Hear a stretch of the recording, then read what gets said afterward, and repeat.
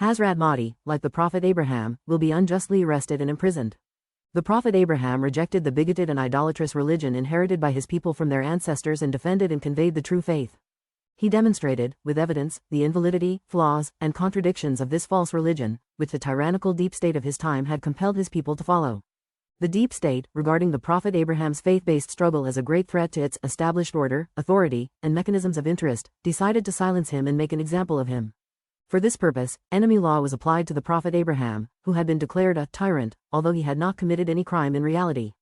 He was arrested and imprisoned based on fabricated accusations and false charges.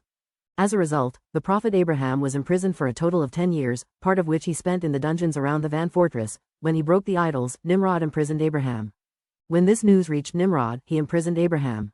The second judgment was when Abraham was imprisoned for 10 years, 7 years in Budri, in Van.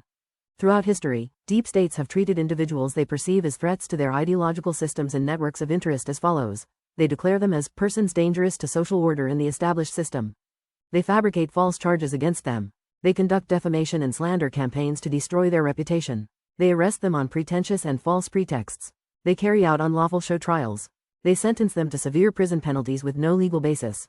In the end times, the same enemy law applied to the Prophet Abraham will also be applied to Hazrat Mahdi.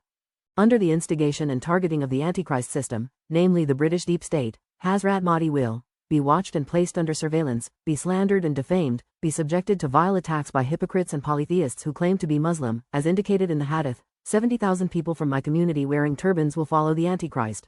Be accused of seeking to abolish the bigoted religious mindset that is against the Quran, be unjustly and unlawfully arrested and put on trial, be sentenced to a prison term unprecedented in 10,000 years of history, and, like the Prophet Joseph, be placed into an occultation of imprisonment within a dungeon.